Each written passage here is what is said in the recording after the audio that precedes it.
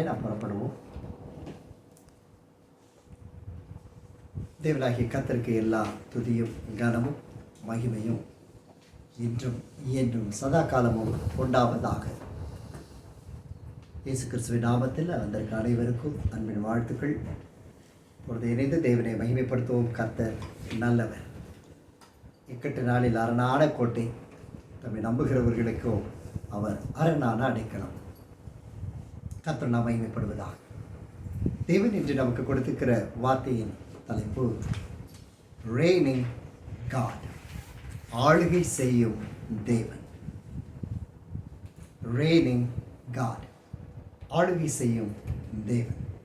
வெளிப்படுத்துகிற விசேஷம் 12ஆம் அதிகாரம் 5ஆம் வசனம் வாசிக்க கேட்போம்.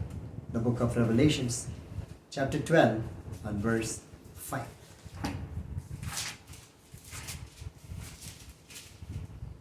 சகல ஜாதிகளையும் இருப்புக்கோலால் ஆளுகை செய்யும் ஆண் பிள்ளையை அவள் பெற்றாள்.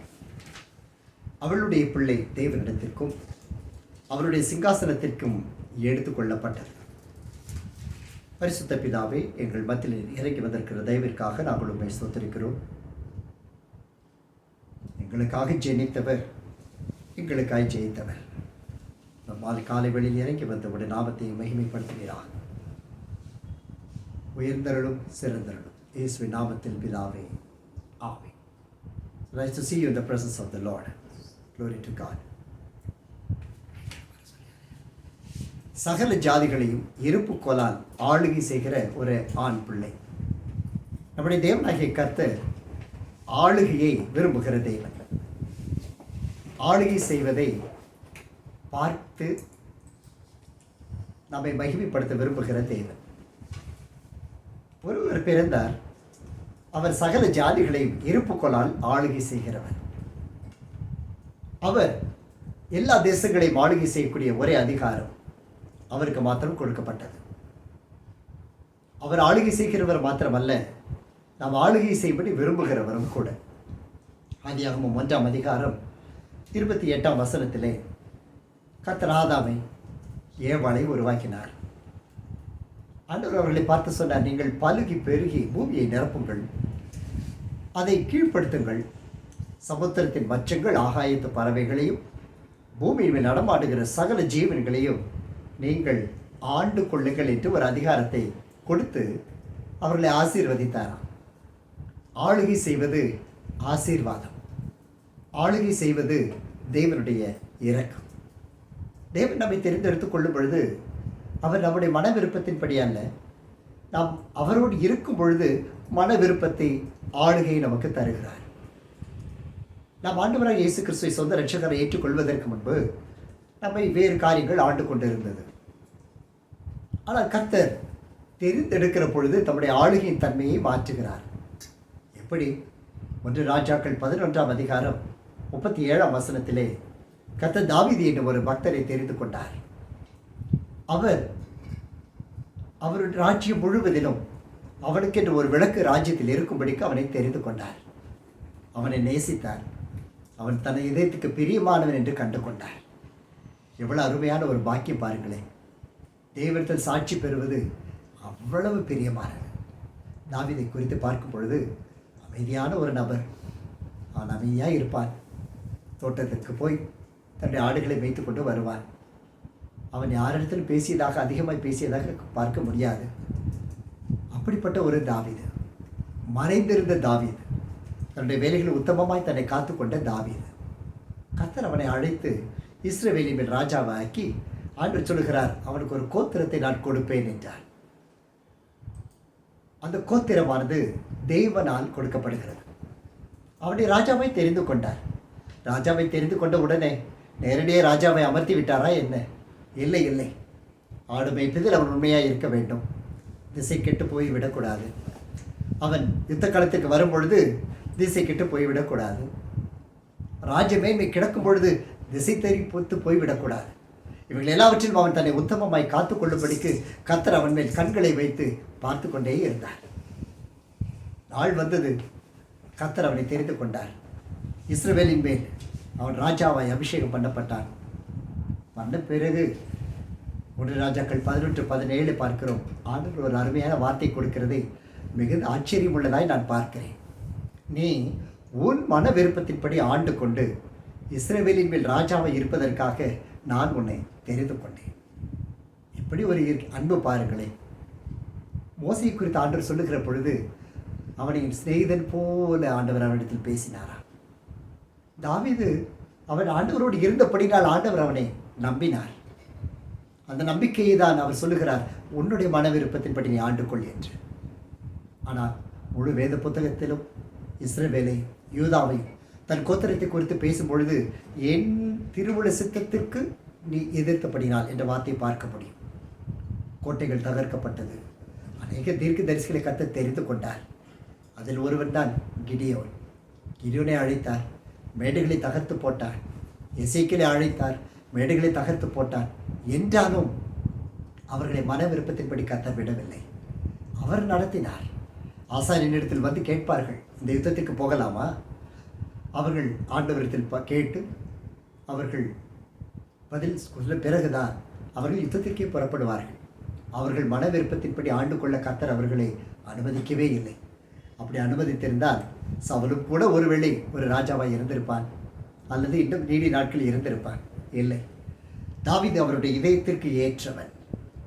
அவருடைய செயல்களில் கனிகளை கர்த்தர் பார்த்தார், அவனை நேசித்தார். எனவே தான் சொன்னார், நீ உன்னுடைய மன விருப்பத்தின்படி நீ ஆளுகை செய், இஸ்ரவேலின் மேல் ராஜாவாய் நான் உன்னை தெரிந்து கொண்டேன். ரோமர் 5:14 பார்க்கிறோம், மனிதன் மூலமாய் இந்த பாவம் இந்த உலகத்திற்கு வந்தது. இந்த உலகத்தில் பாவம் பெருகினபடினால் நியாயப்பிரமாணம் நமக்கு கொடுக்கப்பட்டது. நியாயப்பிரமாணம் வந்து பாவத்தை காண்பித்தபடியினால் இப்பாவம் என்பது எண்ணப்பட்டது. அந்த எண்ணப்பட்ட பாவம் என்ன செய்தது? 14 வாசிக்கிற பொழுது, அப்படி இருந்தும் மரணமானது ஆதாம் முதல் மோசே வரைக்கும் ஆதாமின் மீறுதலுக்கொப்பாய் பாவம் செய்யாதவர்களையும் ஆண்டு கொண்டது. அந்த ஆதாம் பின்பு வந்தவருக்கு முன் அடையாளமானவன். பாவம் பிறந்தது உண்மைதான், ஆனால் இந்த வசனத்தை கவனித்து பாருங்களேன், பாவம் செய்யாதவர்களையும் அந்த பாவம் ஆண்டு கொண்டது. அந்த நியாயப்பிரமாணம் ஆளுகை செய்தது. பாவம் நம்மை ஆளுகை செய்வதற்கு அதிகாரம் உண்டு. பாவம் நாம் இடம் கொடுக்கிற பொழுது நம்மை ஆளுகை செய்வதற்கு அதிகாரம் உண்டு. ஆனால் தேவனாகிய கர்த்தரோ அந்த மீறுதலினால் எல்லா மனுஷருக்கும் ஆக்கினைக்கு தப்பும்படிக்கு தம்முடைய ஏக சுதனை அவர் சிலுவையிலே நமக்கு கொடுத்தார் அல்லவா. கர்த்தர் நம்மை ஆளுகை செய்கிறவர்களாய் பார்க்க விரும்புகிறார். ரோமர் 5:21 பார்ப்போமானால், பாவம் மரணத்துக்கு ஏதுவாக ஆண்டு கொண்டது, ஆனால் நம்முடைய கர்த்தராகிய இயேசு கிறிஸ்துவின் மூலமாய் நீதியினாலே நித்திய ஜீவனுக்கு ஏதுவாக அது நம்மை ஆண்டு கொண்டது. கிருபை பிறந்தது எப்பொழுது? பாவம் மரணத்துக்கு ஏதுவாய் ஆண்டு கொண்ட பொழுது. நாம் அவைகளை ஆளுகை செய்யாவிட்டால் பாவம் நம்மை ஆளுகை செய்துவிடும். நாம் தேவனுடைய பாதத்தை பற்றி கொள்ளுவோமானால் கிருபையானது நம்மை ஆளுகை செய்தரும். ஆளுகை செய்யும் நம்ம இதயம் ஒரு ராஜ்யம். நான் ஜெபிக்கிற பொழுது ஜெபிப்பதுண்டு, ஐயோ என்னுடைய ராஜ்யம் தகர்ந்து விட்டது, ஐயோ எனது ஆளுகை போய்விட்டது, என்னுடைய சூழ்நிலைகள் மாறி என்னுடைய ராஜ்யத்தின் சிங்காசனத்தை இழந்து போனேன் என்று நான் அழுது ஆண்டவரிடத்தில் ஜெபிப்பது உண்டு. இந்த ராஜ்யம் அழிந்து போவது தேவனுக்கு உகந்தது அல்ல, பிரியமானதும் அல்ல. அவர் நம்மை ஆளுகை செய்வதற்காக உண்டாக்கினார். ஆதாமை படைத்து சொன்னார், நீ சகலத்தை ஆண்டு கொள்ளுவான். ஏன் இன்று கூட தேவன் நமக்கு உலகத்தின் கிரிகளிலும் சாபங்களிலும் ஏன் பிசாசின் கிரிகளையும் ஆளுகை செய்வதற்கு அதிகாரம் கொடுத்திருக்கிறார் அல்லவா. எங்கே இருக்கிறது அந்த அதிகாரம்? பார்த்தோம் அல்லவா, கிருபை நம்மை ஆண்டு கொள்ளுகிறது. அந்த கிருபை நம்மை ஆண்டு கொள்ள வேண்டுமானால் கர்த்தர் நமக்கு கொடுத்திருக்கிற சட்டத்திட்டங்களை ஆளுகை செய்து பற்றி கொள்ள வேண்டும். தேவனத்தில் நெருங்கி சேருகிறவர்களுக்கு தேவன் நெருங்கி கொண்டே இருப்பார். அவர் விட்டு விடுகிறவர்களை தான் கர்த்தர் கைவிடுவார். தேவன் நம்மை ஆளுகை செய்கிறவர்களாய் காண விரும்புகிறார். என்ன நடக்கப் போகிறது? கிறிஸ்து இயேசு சீக்கிரமாய் வரப்போகிறார். அந்த வருகையானது அநேகரை நம்மை விட்டு பிரிக்கப் போகிறது.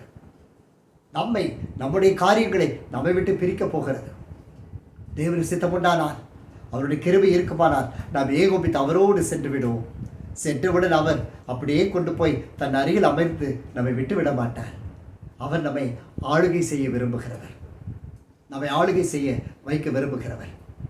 அக்பர் என்றும் ஒரு மன்னன் நம்முடைய தேசத்தை ஆண்டவர் உண்டு. அக்பர் என்னும் அந்த மகா பெரிய பராக்கிரமசாலி, அவருக்கு முன்பதாக எந்த படையும் நிற்க முடியாது. பல தேசங்களை, பல மாநிலங்களை சுதந்திரித்தவர் அந்த அக்பர். பெரிய மாவீரர். அவருக்கு முன்பதாக எந்த படையும் நிற்க முடியாது. அவருக்கு பீர்பால் என்னும் ஒரு ஆலோசனைக்காரனும் இருந்தார். அந்த ஆலோசனை கேட்டு கேட்டு அவர் தன்னுடைய ராஜ்யத்தை ஸ்திரப்படுத்தினார். பல ஆண்டுகள் அவரிடத்திலிருந்த யானைப்படைகள், குதிரைப்படைகள் மற்றும் காலாட்படைகள் சகலமுமே பலம் வாய்ந்ததாக இருந்தது. அக்பர் என்று சொன்னாலே படைகள் அனைத்தும் நடுங்கக்கூடிய அதிகாரம் அவரிடத்தில் இருந்தது. ஆனால் அந்த அக்பருக்கு ஒரே ஒரு ஆண் பிள்ளை ஒன்று பிறந்தது. அவனுக்கு ஹுமாயூன் என்று பெயரை வைத்தார். இந்த ஹுமாயூன் என்னும் அந்த ஒரே மகன் நன்கு வளர்ந்து வந்து தன்னுடைய ராஜ்யத்தை பற்றி கொள்ளுவான் என்று மிகுந்த ஆவலோடு காத்திருந்தார். ஆனால் சிறு வயது முதற்கொண்டு அந்த ஒரே செல்ல மகனை ஒரு நோய் ஒன்று தாக்கியது. அவர் சிறு குழந்தையாக இருக்கும் பொழுதே அவருடைய உள்ளம், அவருடைய சரீரம் மெலிய ஆரம்பித்தது. அது சுருங்கி போக ஆரம்பித்தது. ஆனாலும் அக்பர் பல முறை எதேதோ செய்து பார்த்தார். ஒன்றும் செய்ய முடியவில்லை. அக்பர் என்றாலே உலகம் அறிந்த ஒரு பராக்கிரமசாலி. ஆனால் அவருக்கு வரப்போகிற ஒரே பிள்ளையோ பலனற்று எழுந்து நிற்கக்கூட தகுதியற்றவனாய் வாழ்ந்து கொண்டிருந்தார் அந்த ஹுமாயூன். 16 ஆண்டுகள் கடந்தது. மகா பெரிய வாலிபனாய் அந்த ஹுமாயூன் வளர்ந்தான். ஆனால் படுக்கையிலேயே இருந்தார். பல தாதிமார்கள், வேலைக்காரர்கள் அவனை பராமரித்தார்கள், ஆகாரம் கொடுத்தார்கள். ஆனால் அவனோ ஒன்றுமல்ல, ஒரு சிறு பிள்ளையின் உடம்பை போல எல்லாவற்றையும் அவனுக்கு செய்ய வேண்டும், அவனை பராமரிக்க வேண்டும், வஸ்திரங்களை மாற்ற வேண்டும். எவ்வளவு வேதனை, எவ்வளவு வேதனை. ஒரு நாள் வந்தது. இந்த அக்பர் தனி அறைக்கு ஓடினார். மிகுந்த பலவீனமாய் உணர்ந்தார். இதை மிகுந்த ஒரு அவருக்கு அசைவை கொடுக்கிற ஒரு காரியமாக இருந்தது. அடுத்து தன்னுடைய ராஜ்யத்தை யார் பார்ப்பது, யார் என்ன செய்வது? போய் கரங்களை முழங்காற்படிட்டார், கரங்களை வெறித்தார். தேவனாகிய கர்த்தரை நோக்கி கூப்பிட்டார். என் தேவனே, என் இறைவனே, என்னை பராக்கிரமாய் சாலையை உருவாக்கினது உம்முடைய கரங்கள் அல்லவா? என்னை இன்று ராஜரீக ஆசாரியரை நிறுத்தி இருப்பது நீர் அல்லவா? இத்தனை ஜனங்களை, இத்தனை படைகளை எனக்கு கீழ்ப்படுத்தி இருப்பது நீர் அல்லவா? சர்வ வல்லமை உள்ளவர் நீர் அல்லவா? இந்த வார்த்தை சொல்லுகிறது, எல்லாம் வல்ல இறைவனே, எல்லாம் வல்ல தேவனே, என்னுடைய மகனுக்கு கிருபை பாராட்டும். கண்ணீர் விட்டு அழுதார். மிகுந்த வேதனை அவர் இன்னும் ஆழமாய் பற்றி கொண்டது. இன்னும் சில நாட்கள் அந்த வேதனையில் அக்பரே மரித்து போனார். காலங்கள் மறைந்து விட்டது. சில நாட்கள் ஓடியது. திடீரென்று ஒருவன் தோன்றினான். நல்ல அரசவைக்கு ஓடி வந்தான். ஆள ஆரம்பித்தான். ஜனங்கள் களி கூர்ந்தார்கள். அந்த அரண்மனை களி கூர்ந்தது. ராஜ்யம் களி கூர்ந்தது. இந்திய தேசம் களி கூர்ந்தது. ஏன்? இதுவரை சடலமாய் கிடந்த அந்த ஹுமாயூன் தகப்பன் இறந்த உடனே ஒரு புத்துணர்வை பெற்றான். அவருடைய ஜெபம் கேட்கப்பட்டது. எழுந்து வந்து ஆளுகை செய்தான். தன்னுடைய தகப்பனை பார்க்கிலும் அதிக வல்லமையோடு தன்னுடைய தேசத்துக்கு ஆசீர்வாதமாய் மாற்றினான். ஒரு அற்பமான ஒரு ராஜாவுக்கு, தன்னை நோக்கி ஒரு வார்த்தை சொல்லி அழைத்த ராஜாவுக்கு கர்த்தர் கிருபை பாராட்டுவார். ஆனால் என் அன்பு மகனே, என் அன்பு மகளே, அவருடைய அபிஷேகத்தில் நிறைக்கப்பட்ட உன்னை ஆளுகை செய்ய பயன்படுத்துவது எவ்வளவு கர்த்தருக்கு முக்கியம். பாரம்பரியமாய் வருகிற தேவனுடைய அபிஷேகம் உன்னை பற்றி இருக்கிறது. பாவம் பற்றி கொண்டது உண்மைதான். ஆனால் நம்முடைய தேவனாகிய கர்த்தரோ அந்த பாவத்திலிருந்து விலக்கி கிருபையினால் நம்மை ஆளுகை செய்படி உனக்கு கொடுத்திருக்கிறார். நீதிமொழிகள் 12ஆம் அதிகாரம் 24ஆம் வசனம் சொல்லுகிறது, ஜாக்கிரதை உள்ளவனுடைய கையோ ஆளுகை செய்வான். ஆண்டவர் சொன்னார், சுவிசேஷத்தை அறிவிக்கிற பொழுது நாம் பாவிகள் தான், பரிசுத்தமாக்கப்பட்டவர்கள் தான், என்றாலும் புறாவை போல கபடற்றவர்களாய் நாம் இருக்க வேண்டும். ஆவியிலே கபடில்லாதவர்களாய் நிற்க வேண்டும், பரிசுத்தமாய் நிற்க வேண்டும், சமாதானம் நிறைந்தவர்களாய் நிற்க வேண்டும், தேவனுடைய சந்நிதியில் காத்திருக்கிறவர்களாய் நிற்க வேண்டும். ஆனால் அதே வேளையில் சர்ப்பத்தை போல வினா உள்ளவர்களாய் இருக்க வேண்டுமா? இது ஏன் இந்த சர்ப்பம் என்னை நோக்கி வந்தது? இது ஏன் இந்த சர்ப்பம் என்னை வஞ்சிக்கிறது? இந்த சர்ப்பம் என்னை வஞ்சிக்க முயற்சிக்கிறதை என் ஆவியில் நான் உணர வேண்டுமே. எப்படி உணர்வது? 1 கொரிந்தியர் 12ஆம் அதிகாரத்தில் 9ஆம் வசனம் முதல் வாசிக்கிற பொழுது ஆவின் வரங்கள் அங்கு நமக்கு கொடுக்கப்பட்டிருக்கிறது. நம்மை ஆவின் வரங்களை நிரம்பினவர்களாக இருந்தால் மாத்திரம்தான் நாம் ஆளுகை செய்ய முடியும். இன்னொரு சிறிய குழப்பமோ அல்லது ஒரு இக்கட்டான சூழ்நிலையோ ஆளுகை செய்வதற்கு நமக்கு முன்பு பலன் இல்லாமல் போகிறோமே. காரணம் என்ன? நமக்கு கொடுத்த அபிஷேகம் அக்கினினால் நிறைந்து எரிய வேண்டாமா? அப்போஸ்தலர் 2ஆம் அதிகாரத்தில் வாசிக்கிறோம். வானத்திலிருந்து அக்கினி இறங்கினது, ஒவ்வொருவர் மேலும் வந்து அமர்ந்தது. அந்த அக்கினி அதோடு விட்டுவிடவில்லை, அது எரிய ஆரம்பித்தது, பற்றி எரிய ஆரம்பித்தது. அப்போஸ்தலர் எங்கெல்லாம் சென்றார்களோ செல்லும் இடமெல்லாம் அது எரிய ஆரம்பித்தது. எங்கெல்லாம் நாவை திறந்தார்களோ அந்த அக்கினி பற்றி எரிந்தது. வியாதியஸ்தர்களை குறித்து பார்த்தார்களோ அந்த அக்கினி எரிந்தது. பிசாசின் கிரியைகள் அழிக்கப்பட்டது.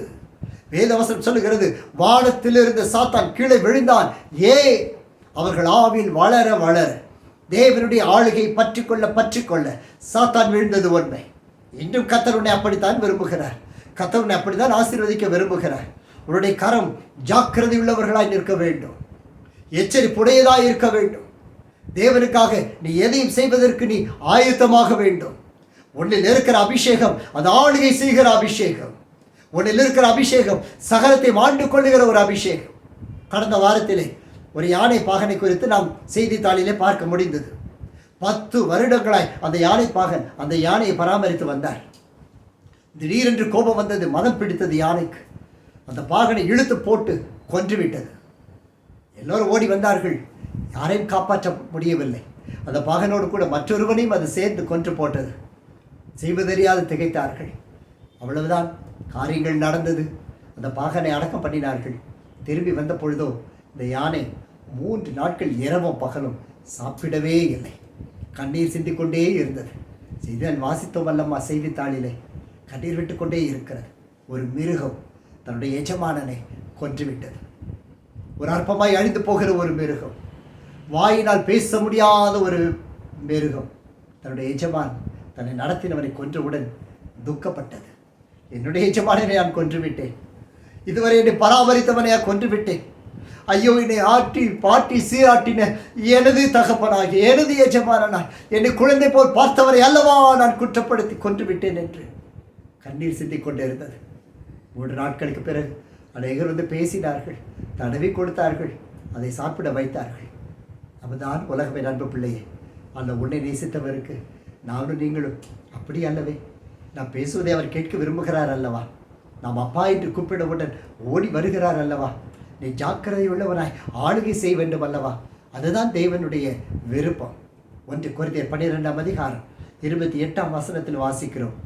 தேவனானவர் சபையிலே 1வது அப்போஸ்தலரை, 2வது தீர்க்கதரிசிகளை, 3வது போதகர்களை, பின்பு அற்புதங்களை, பின்பு குணமாக்கும் வரங்களை, பிறகு ஊழியங்களை, அதன் பிறகு ஆளுகைகளை, பலவித பாஷைகளை ஏற்படுத்தினார். கர்த்தர் 1வது அப்போஸ்தலரை ஏற்படுத்தினார். தன்னுடைய ஜனங்களை அவர் ஏற்படுத்தினார். தமக்காய் ஊழியம் செய்வதற்கு உங்களுக்கு எனக்கும் கிருபையை அளித்தார், தெரிந்து கொண்டார். இந்த வசனத்தை வாசித்து பாருங்கள், தெளிவாய் கவனித்து பாருங்கள். அப்போஸ்தலர்கள், போதகர்கள், தீர்க்கதரிசிகள், அற்புதங்கள், குணமாக்கும் வரங்கள், ஊழியங்கள், இவைகள் எல்லாவற்றையும் இந்த மனுபுத்திரருக்கு கொடுத்தார். இது யாருடைய வேலை? சற்று கவனித்து பார்ப்போமானால் இது எல்லாம் அவர் செய்ய வேண்டிய வேலை, அவர் செய்து கொண்டிருக்கிற வேலை. ஊழியம் யார் செய்ய முடியும்? ஒரு மனிதன் செய்து விட முடியுமா? போய் நின்றால் அவர் இறங்கி வருகிறார், அவனிடத்திலிருந்து கிரியை செய்கிறார், ஊழியம் நடைபெறுகிறது. இது ஒரு பொழுது மனுஷனால் உண்டாவது அல்ல. குணமாக்கும் மரங்களை பாருங்கள், அவர் செய்கிறார், மனிதன் அல்ல. அவன் வெறும் ஒரு களிமண் பாத்திரம்தான். வந்து நிற்பான், அவர் இறங்கி வருவார், ஜனங்கள் மேல் மனதுருகுவார், குணத்தை அளிப்பார். நேற்று இரவு ஒரு சகோதரன் தொலைபேசியில் அழைத்தார். சற்று முன்பு ஆராதனை கூட வந்திருந்தார். அவர் மிகுந்த தனிமையில் உள்ளவர், தன் குடும்பத்தால் கைவிடப்பட்டவர், யாருமின்றி தனிமையாய் ஒரு சிறிய அறையை எடுத்து தங்கி இருக்கிறவர். திருப்பூர் பட்டணத்தில் வாசம் பண்ணி கொண்டிருக்கிற என்னுடைய நண்பர் அழைத்தார். ஐயா, மிகுந்த காய்ச்சலாக இருக்கிறது, இரவு பனி அதிகமாக இருக்கிறது, இரவு வேலை பார்க்கிறேன், கடுமையான காய்ச்சல், உடம்பு நடுங்குகிறது, சாப்பிட முடியவில்லை, என்னவோ தெரியவில்லை, கண்களை மூடி கண்ணீர் சிந்தினேன். கர்த்தர் உங்கள் முகத்தை காண்பித்தார், உடனே உங்களுக்கு ஃபோன் பண்ணினேன் என்றார். என் உள்ளம் கலங்கினது. காரணம், அவர் அப்படிப்பட்ட ஒரு சூழலில் இருக்கிற ஒரு நல்ல ஒரு மனிதர். உடனே நான் ஜெபித்து கொண்டிருந்தேன். ஜெபிக்கும் பொழுது தொலைபேசி எடுப்பது எப்பொழுதும் என்னுடைய வழக்கம் அல்ல. ஆனால் நேற்று அந்த தொலைபேசி எடுத்தேன், ஜெபித்தேன். 2 நிமிட ஜெபம், அவ்வளவுதான். கர்த்தர் கிரியை பாராட்டினார். தொலைபேசியை வைத்து விட்டேன், அவ்வளவுதான். நான் சொன்னேன், இன்னும் சில வினாடிகளில் கர்த்தர் உங்களுக்கு குணம் தரப்போகிறார். யார் சொல்ல முடியும்? அவர் இருந்தால் மாத்திரம்தான் சொல்ல முடியும். அவர் பேசினால் மட்டும்தான் பேச முடியும். அற்பமான இந்த நேசன் செத்து போன நாய் கொப்பான என்னுடைய ஜெபத்தை அல்ல, அவருடைய கிருபையை காண்பிக்க விரும்புகிறார். சில நிமிஷத்தில் அவர் தொலைபேசியில் தொடர்பு கொண்டார். சிலர், ஐயா, நான் முற்றிலும் விடுதலையாகிவிட்டேன், ஒரு காய்ச்சல் இருந்த உணர்வு கூட இல்லை, இப்பொழுது நான் நோட்டிக்கு வந்து விட்டேன். என் அன்பு பிள்ளைகளை, யாரால் கூடும்? நீ ஆளுகை செய்ய பிறந்தவன். நீ அபிஷேகம் பெற்றது ஆளுகை செய்வதற்காக. கர்த்தர் குணமாக்கு வரங்களை, ஊழியங்களை, போதகர்களை எல்லாவற்றையும் கொடுத்தாலும் கடைசியில் அவர் கொடுத்தது ஆளுகையை ஏற்படுத்தினார். கர்த்தர் ஆளுகையை ஏற்படுத்தினாராம். உன்னுடைய வாழ்க்கை ஆளுகை நிறைந்த வாழ்க்கை. நீ ஏன் உலகத்திற்கு மடிந்து போக வேண்டும்? ஏன் ஒரு சோதனைக்குள் நீ கண்ணீர் சிந்தி சிக்கிக்கொள்ள வேண்டும்? கண்ணீர் சிந்துவது அற்புதமானது, ஆனால் தேவனுடைய பாதத்தில் மட்டும் சிந்த வேண்டும்.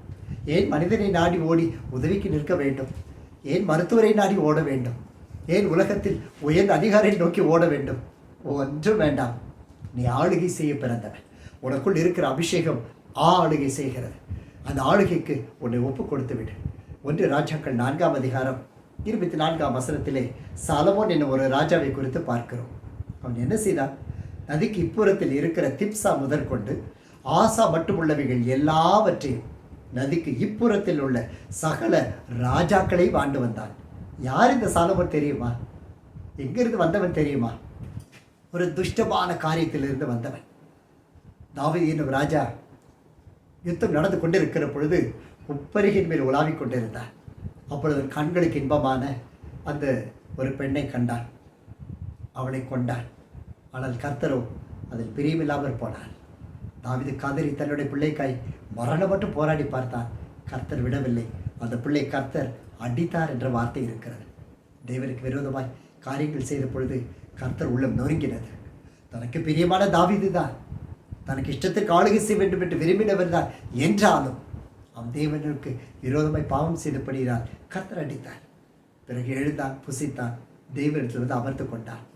சங்கீதம் 51ஆம் அதிகாரம், என் தேவனே, என் தேவனே, முழுவதுமாய் அர்ப்பணித்து எழுதி பாடி அழுது கர்த்தரில் மனம் திரும்பினான். அவ்வளவுதான். அதே பத்சேபாளுக்கு தான், அதே தாவீதுக்கு தான் ஒரு குழந்தை பிறந்தது. கர்த்தர் அந்த குழந்தையின் மேல் கடாட்சமானார். அந்த குழந்தை ஆளுகை செய்ய ஆரம்பித்தது. இப்படி தன் தகப்பனை பார்க்கிலும் மகிமையுள்ள ஒரு ஸ்தானம். நதிக்கு அப்புறத்திலும் நதிக்கு இப்புறத்திலும் அவன் ராஜாக்களை ஆளுகை செய்தானாம். எவ்வளவு கிருபை பார்த்தீர்களா? எவ்வளவு பாக்கியம் பார்த்தீர்களா? ஏன் இப்படி நடக்க வேண்டும்? கர்த்தர் தாவீதை அவ்வளவு நேசித்தார். உன்னை நேசிக்கவில்லையா? நான் எப்பொழுது சொல்வது உண்டு, உங்களுக்கும் ஞாபகம் இருக்குமே. தாவீதுக்காக ஒரு மேசி அடிக்கப்படவில்லை. தாவீதுக்காக ஒரு தேவ ஆட்டுக்குட்டி அடிக்கப்படவில்லை. ஆனால் உனக்கும் எனக்கும் பாவம் ஆண்டு கொண்ட ஒரு மனிதனுக்காக இயேசு கிறிஸ்து என்னும் அந்த தேவ ஆட்டுக்குட்டி ஜீவபலியாக அடிக்கப்பட்டாரே. நீ ராஜாக்களை ஆளுகை செய்கிறவன், நீ ராஜாக்களை ஆளுகை செய்கிறவள். எழுப்பு, எழுப்பு. தாவீதை போல பழைய காரியங்களை விட்டுவிடு. பழைய காரியங்களை விட்டு ஒழி. கர்த்தருக்கென்று உன்னை ஒப்புக்கொடு. கர்த்தருனை மேன்மேலே ஆசீர்வதிப்பார். சாலமோனுக்கு என்ன நடந்தது? 22ஆம் வசனத்தை வாசிக்கிறோம். அவருடைய ஆகாரத்தின் செலவுகளை குறித்து பார்க்கும் பொழுது மெய் சிலிர்த்து போகிறது. நாள் ஒன்றிற்கு சாலமோனுக்கு செல்லும் சாப்பாட்டு செலவு 30 மரக்கால் மெல்லிய மாவு, 60 மரக்கால் மாவு, கலைமான்கள், வெளிமான்கள், வரையாடுகள், கொழுமையான பறவைகளின் தவிர கொழுக்கப்பட்ட 10 மாடுகளும், மேய்ச்சலிலிருந்து வந்த 20 மாடுகளும், 100 ஆடுகளுமா. இதுவல்லவா ஆசீர்வாதம்? இதுவல்லவா கிருபை? யாருக்கு? தன் தகப்பன் காண்பித்த அந்த சிங்காசனத்தை இறுக பற்றி கொண்ட அந்த சாலமோனுக்கு. நம் தகப்பனுடைய பாதத்தை அனுதினம் வருகிறோம் அல்லவா? நாம் ஆளுகை செய்வதற்கு நம்மை ஒப்பு கொடுக்க வேண்டும். 1 தெசலோனிக்கேயர் 4ஆம் அதிகாரம் 5 முதல் 7 வசனங்களை நாம் பார்த்தோமானால் ஆண்டவர் சொல்லுகிறார், உங்களில் அவனவன் தன் தன் சரீர பாண்டத்தை பரிசுத்தமாயும் கனமாயும் ஆண்டு கொள்ளும்படி நீங்கள் அறிந்து கொள்ளுங்கள். நாம் சரீரத்தை ஆண்டு கொள்ள வேண்டும், கனமாய் ஆண்டு கொள்ள வேண்டும். ஏன் இந்த கனம்? இது பரிசுத்தவான்களின் கனம், அவரை தேடுகிற தேவ பிள்ளைகளின் கனம். இந்த கனத்தை நாம் ஆண்டு கொள்ள வேண்டும் என்று கர்த்தர் நமக்கு கட்டளை கொடுத்திருக்கிறார். 7ஆம் வசனத்திலே அவர் தெளிவாய் சொல்லுகிறார், தேவன் நம்மை அசுத்தத்திற்கல்ல பரிசுத்தத்திற்கு அழைத்திருக்கிறார். நம்முடைய பாரம்பரியமோ பக்தனாகிய வேதநாயகம் சங்கை வேதநாயகம் சாஸ்திரி அவர்கள் பாடுகிற பொழுது பொல்லா ஜென்மம் நான் எதற்கும் பிரயோஜனமற்றவன் என்று பாடுகிறான் அல்லவா? அந்த ஜென்மத்திலிருந்து உன்னை ஊழியனாய் ஒரு ஜெப வீரனாய், ஒரு குழுவின் தலைவனாய், ஒரு பட்டணத்திற்கு ஜெபிக்கிற பொறுப்புள்ள மகனாய் கர்த்தருடைய தெரிந்தெடுத்திருக்கிறார் அல்லவா? நம்முடைய சரீரத்தை ஆழ்ந்து கொள்ளுவதற்கு நாம் கனமுள்ளவர்களாய் நிற்க வேண்டும். யார் ஆளுகை செய்ய முடியும்?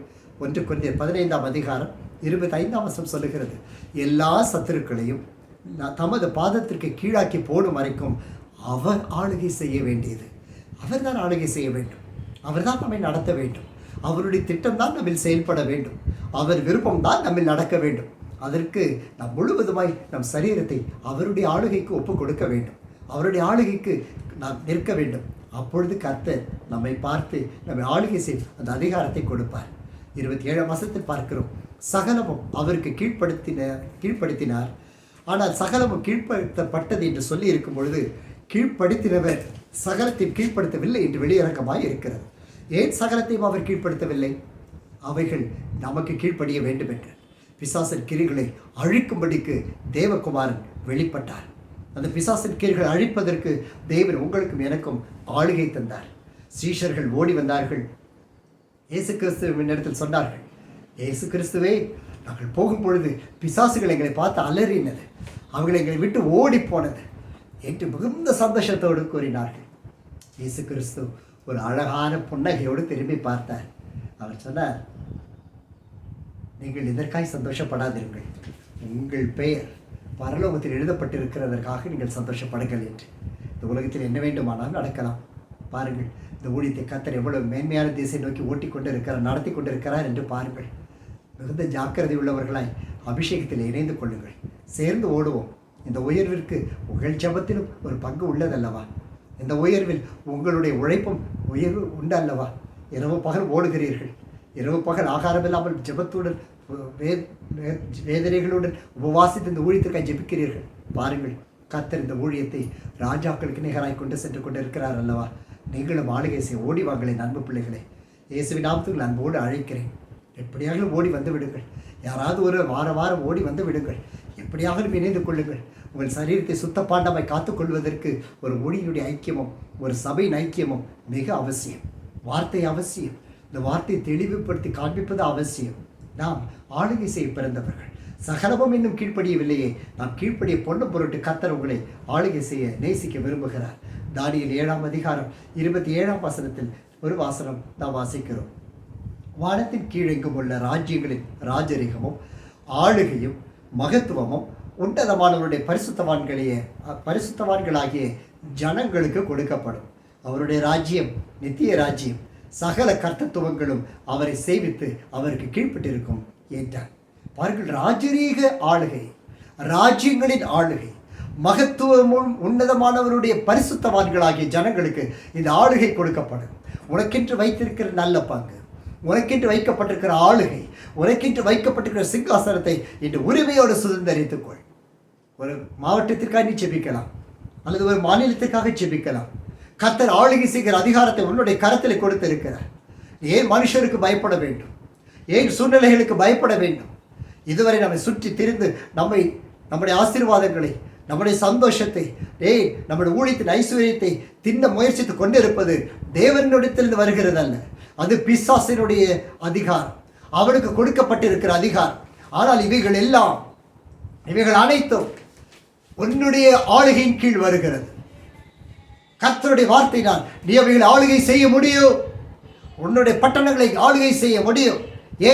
ஏற்கனவே சிலுவையில் அவரிடத்திலிருந்து தோற்று போன அந்த பிசாசு தான் ஜெயித்தவன் போல நம்மிடத்தில் வந்து அவன் பம்பம் காட்டிக் கொண்டு இருக்கிறான். இன்று உன்னுடைய சிங்காசனத்திற்கு திரும்பு, உன்னுடைய ஆதி மேன்மைக்கு திரும்பு, உன் ஆதி அழைப்பிற்கு திரும்பு, ஆதி அபிஷேகத்திற்கு திரும்பு. ஆண்டவர் சொன்னார், ஆதில் கொண்டிருந்த அன்பை விட்டாய் என்று உன் பேரில் எனக்கு குறைவுண்டு. நண்பு பிள்ளையே, ஆதி அன்பிற்கு ஓடிவா. ராஜ்யத்தின் ராஜரீகம், உன்னதமானவருடைய அதிகாரம், பரிசுத்தவான்களாகிய அவருடைய ஜனமாகிய உங்களுக்கும் எனக்கும் அவர் கொடுக்கிறவர். எப்படி ஆளுகை செய்ய முடியும்? அவரோடு பாடுகளை சகிக்க வேண்டும். 2 தீமோத்தேயு 2:12 சொல்லுகிறது, அவரோடு கூட பாடுகளை சகித்தோமானால் அவரோடு கூட ஆளுகையும் செய்வோம். நாம் அவரை மறுதலித்தார், அவர் நிச்சயமாய் நம்மை மறுதலிப்பார். சில வேளைகளில் மறுதலிப்பது ஒரு மனித இயல்பு. சில வேளை நாம் மறுதலிப்பது நாம் ஆவியின் இயல்பு என்றாலும் அவர் நம்மை கழுவி இருக்கிறார் அல்லவா? அவருக்காக எழுந்து ஓடி வரலாமே. இந்த மண்பாண்டத்தை அவருக்கென்று ஒப்பு கொடுத்து அவருடைய ஆளுகைக்கு ஓடி வரலாமே. நீ வெட்கப்படாத ஊழியராய் எழுந்தனில் யாரை வெட்கப்படுத்தாத ஒரு ஊழியரை கர்த்தருடைய பயன்படுத்துவார். வெட்கப்படாதே. ஒரு பெரியோர் முன்பதாக, ஒரு குடும்பத்திற்கு முன்பதாக, ஒரு சாதாரண ஒரு மனிதருக்கு முன்பதாய் தேவனுக்காய் நிற்பதற்கு நீ வெட்கப்படாதே. வெட்கப்படாதே. கர்த்தர் உன்னை தெரிந்தெடுத்திருக்கிறார். நீ ஆளுகை செய்ய பிறந்தவன். அதனால் ஆளுகைக்குண்டாக தேவனுடைய பாதத்தில் அமர்ந்திரு. ஐயோ, என்னுடைய பாவங்கள் பெரிது, அக்கிரமங்கள் பெரிது என்று கர்த்தரிடத்தில் அறிக்கையிடு. அவர் எப்பேற்பட்ட பாவமானாலும் கர்த்தர் அதிலிருந்து உனக்கு விடுதலை தருவார். சம்பூரணமான உயர்வை தருவார். ஆண்டவர் விரும்புகிறது ஒன்றே ஒன்று, நீ வெட்கப்படாத நல்ல பங்கை தெரிந்து கொண்ட வல்லமுள்ள தேவனுடைய மகனாய் நீ நிற்க வேண்டும் என்பதுதான் தேவனுடைய திட்டம். எவ்வளவு மேன்மையான காரியங்கள் வேண்டுமானாலும் இருக்கலாம், அவைகளை கர்த்தர்க்கென்று திறந்து விடு. கர்த்தர்க்கென்று திறந்து விடு. எம்ஜி ராமச்சந்திரன் என்கிற ஒரு தலைவர், முதலமைச்சர் தமிழகத்தை ஆண்டு கொண்டிருந்தார். திடீரென்று ஒரு நாள் அவர் மரித்து போனார். மரித்தவுடனே அவருடைய மனைவியாகிய ஜானகி அம்மாளை அவர்கள் தமிழகத்தின் முதல்வர்களாய் மாற்றியிருந்தார்கள்.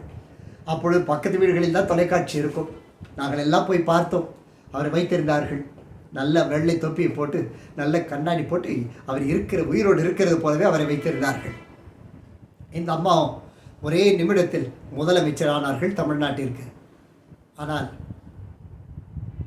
இந்த தேசத்தின் சட்டத்தின்படி அவர்கள் முதலமைச்சர் ஆக்கினார்கள். 3 நாள் கழிந்தது. இந்த அம்மா அந்த ராஜ்யத்தை அவைகளை விட்டு ராஜினாமா செய்து விட்டார்கள்.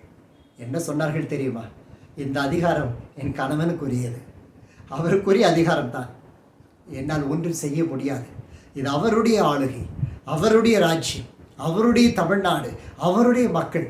நான் அவருக்கு துணை தான் இருக்க வேண்டுமோ தவிர எனக்கு இந்த அதிகாரமெல்லாம் எனக்கு தெரியாது. இது எனக்கு வேண்டுமோ வேண்டாம். கட்சியினரெல்லாம் ஓடினார்கள், கெஞ்சினார்கள். அம்மா, நாங்கள் உங்களுக்கு இருக்கிறோம், எல்லா வேலையும் நாங்கள் பார்த்து கொள்கிறோம், நீங்கள் மாத்திரம் சிம்மாசனத்தில் அமர்ந்தால் போதும். அவர்கள் சொன்னார்கள், இல்லை, எனக்கு அல்லாத ஒரு சிம்மாசனத்தை நான் ஏன் எடுத்துக்கொள்ள வேண்டும், எனக்கு வேண்டாம் என்று அந்த ராஜரீக மேன்மையை விட்டு அவர்கள் ராஜினாமா செய்து விட்டு வந்தார்கள். என் அன்பு பிள்ளையே, ஒரு உலகத்தின் ஒரு சாதாரண ஒரு தாய் ஒரு ராஜ்யத்தை கர்த்தருக்காய் விட்டு கொடுக்கும் பொழுது நீங்களும் நானும் இந்த உலகத்தை கர்த்தருக்காக விட்டு ஒழியலாமே. நம்முடைய குணங்கள் மாறலாமே, நம்முடைய அபிஷேகம் மாறலாமே, நம்முடைய ராஜ்யரீக அழைப்பை நாம் பற்றி கொள்ளலாமே, கர்த்தருக்காக ஏதாகிலும் செய்யலாமே. இத்தனை வருடங்கள் தாண்டி புதிய வருடமும் வந்துவிட்டது. ஏதாகிலும் செய்வதற்கு நம்ம அர்ப்பணித்துக் கொள்ள முடியுமோ? கர்த்தர் நம்மோடு இருக்கிறார் அல்லவா? 2 தீமோத்தேயு 2ஆம் அதிகாரம் 15ஆம் வசனம் நாம் வாசிக்க கேட்போம். 2 தீமோத்தேயு 2:15.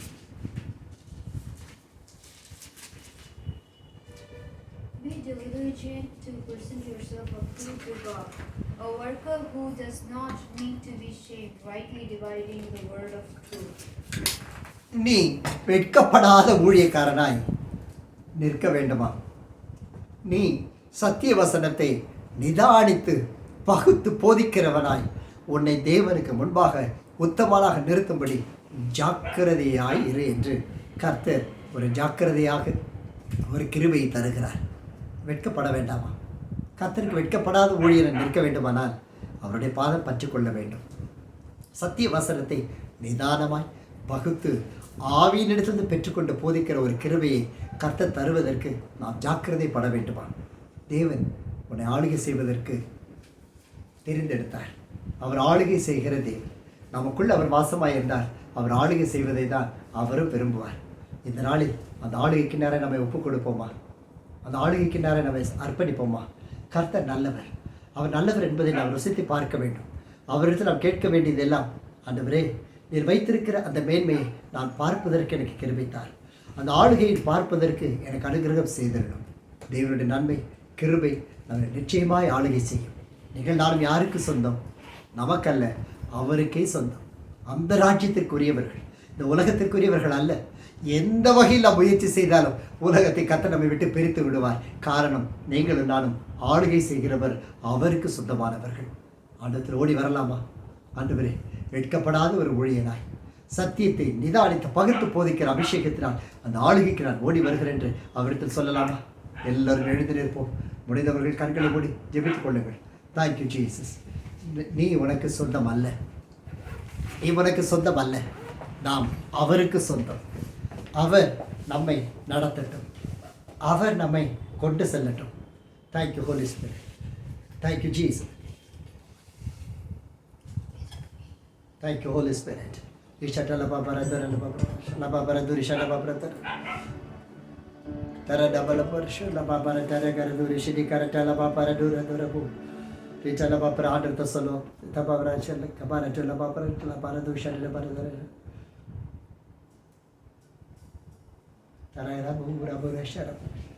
நல்ல நாவை திறந்து முடிந்தவர்கள் முழங்காற்படி கைகளை ஏந்தி தேவனை நோக்கி கர்த்தர் ஆளுகை செய்ய படைத்தவர், கர்த்தரனை நதிக்கு இப்புறத்திலும் அப்புறத்திலும் ஆளுகை செய்ய படைத்தவர். என்னை கத்த கிருபை செய்வீராக, கிருகளை செய்து அருள்வீராக, நன்மை செய்து அருள்வீராக.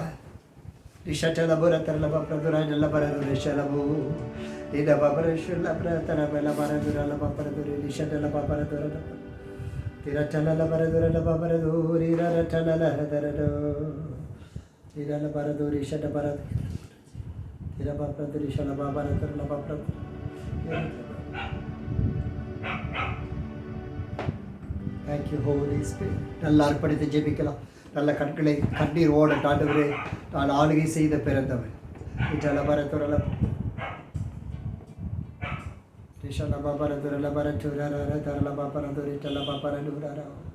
Glory to God, glory to God. Thank you, Jesus.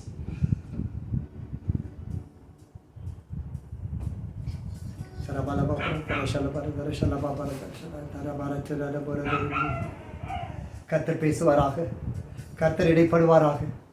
நல்ல கதறுகள் ஆண்டவற்ற ஒரு நிமிஷம்.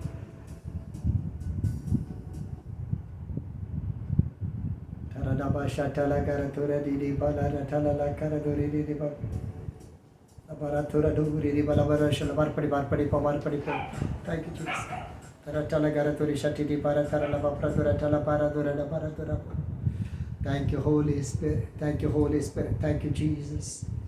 Let thy will be done. உங்களுடைய சித்தமாகட்டும் ராஜா. நான் ஆளுகை செய்ய வேண்டும், நான் ஆளுகை செய்ய வேண்டும், உம்மில் நான் ஆளுகை செய்ய வேண்டும். தீரபா கரட்டுல பாப்பரதுரை ஷட்டல பாப்பரதுரை திரட்டல கரதுரை ஷல்ல பாப்ப தரட்டல பரதுரை டக பாப்பரதுரை ஷல்ல பாப்பரதுரை டிபட்டர கலர தரது ரிட்டபு ஷகர டரதீரி நிபல பாப்பரதுரை ஷல்ல பாப்பரதுரை நில பாப்பரது ஷர டரல கரதுரது.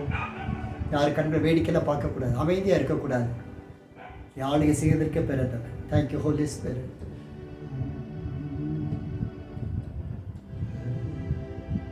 Thank you Jesus.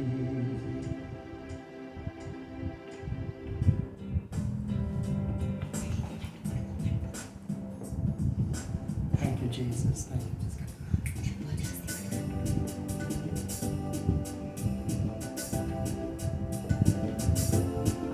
ஹாய்க்கிறோம் எல்லாரும் சேர்ந்து இந்த பாடலை உள்ளத்தில் இந்த பாடும் தேவரின் மை உண்டாகும்.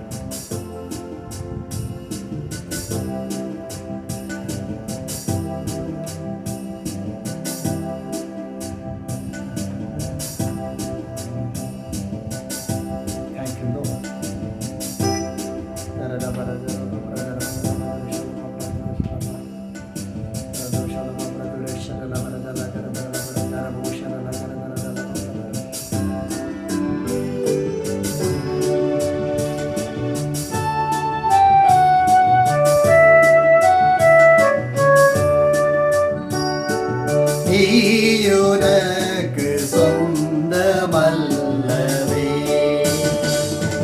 பட்ட பாவி நீயுனக்கு சொந்தமல்லவே.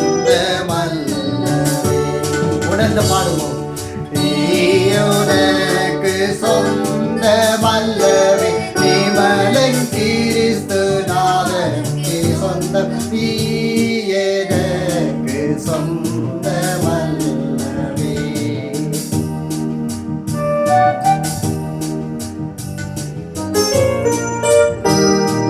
சிலுவை பாரத்தில் தொங்கி மரித்தாரே, ரத்தம் ரத்தம் திருவிழாவிலே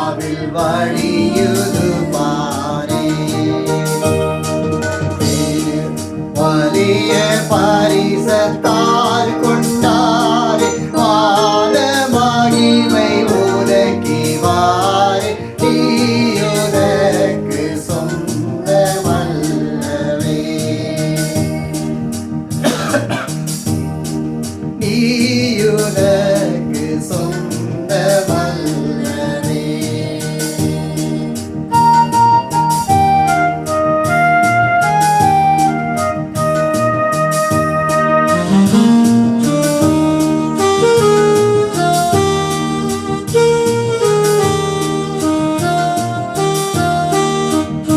சொல்லுவோம். இந்த நன்றியை மறந்து போனாயோ, இயேசுவை விட்டு எங்கேயாயினும் மறைத்து திரிவாயோ.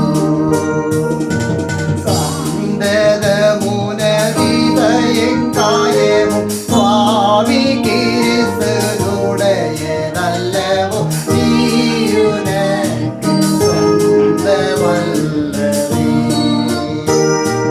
மீட்கப்பட்ட பாவி நீயுனக்கு சொந்தமல்லவே. பழைய பாவத்தாசை வருகுதோ, பசாசின் மேலே பட்சம் உனக்கு திரும்ப வருகுதோ. அழியும் நிமிஷத்தாசை காட்டியே அக்கினி கடலில் தள்ளுவானே, நீயுனக்கு சொந்தமல்லவே.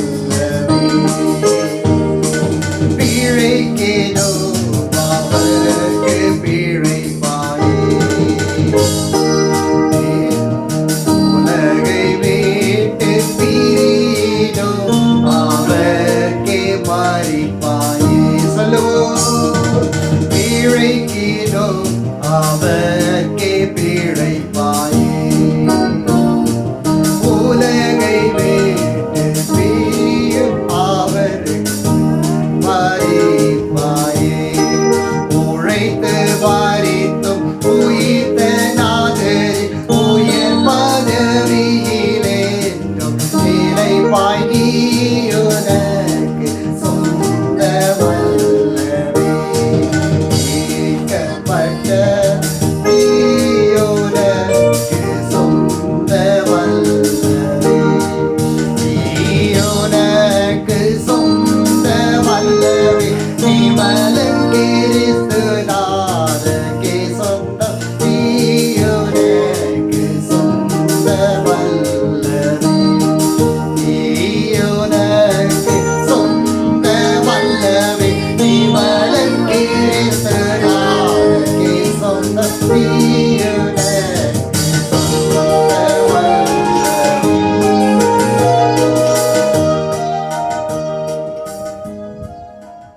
ஹல்லேலூயா. அருமையான பக்தர் எழுதின பாடல். நான் நமக்கு சொந்தமானவர்கள் அல்ல, பிழைத்தினும் அவருக்கே பிழைப்பாயாக, உலகை விட்டு பிரியினும் அவருக்கே மறிப்பாயாக. எங்கள் அன்பின் பரலோக பிதாவே, அதிசயமானது காலை வேளைக்காக நம்மளுமே ஸ்தோத்திரிக்கிறோம். உடைய ஆளுகை நீர் தந்து ஆண்டுக்குள்ளும்படி கிருபை கொடுத்தீர். நாங்கள் எங்களையும் எங்கள் ராஜ்யத்தையும் மண்பாண்டமாக எங்கள் சரீரத்தையும் எங்கள் எல்லைகளையும் ஆளுகை செய்வதற்கு நீர் எங்களுக்குள் இருக்க வேண்டும். இந்த காலை வேளையில் கர்த்தர் இறங்கி வருவீராக, இறங்கி வந்தருள்வீராக. நான் மீண்டும் ஆளுகை செய்வதற்கு என்னை எழுப்பும் என்று ஜெபிக்கிற 2 பேரை கர்த்தர் காண்பிக்கிறார். நீங்கள் விரும்பின உங்கள் கைகளை காண்பியுங்கள். கர்த்தர் உங்களை உங்கள் ஸ்தானத்தில் நிறுத்த விரும்புகிறார். God wants to make you stand in your place. கர்த்தருடைய நாமம் மகிமைப்படுவதாக, கர்த்தர் நாமம் மகிமைப்படுவதாக. கர்த்தர் ஜெபிக்கிற பிள்ளைகள் தேவனுடைய பலத்த கரம் இறங்கி வரட்டும். ஆளுகைக்கு நீ தெரிந்தெடுத்த கர்த்தர் அவருடைய ஆளுகை செய்வீராக ராஜா. மேன்மையும் கிருபையும் அவர்களை பற்றி கொள்ளட்டும். நீ கொடுத்திருக்கிற அபிஷேகமும் அதிகாரமும் அவர்களை இறுக பற்றி கொள்ளட்டும். மேன்மையாய் நடத்தும். தேவன் அருளின எல்லா ஈவுகளுக்காக நாங்கள் உண்மை சொத்தரிக்கிறோம். இப்பொழுதும் கூட கர்த்தருடைய ஆவியானவரை வாரம் முழுவதும் கர்த்தருடைய நாமம் மகிமைப்படும் எங்களை அர்ப்பணிக்கிறோம். பரிசுத்தமாய் காத்துக்கொள்ளும். ஆளுகை செய்கிற தன்மையை சுதந்திரத்தை பெற்றுக்கொள்ள கிருபை தருவீராக.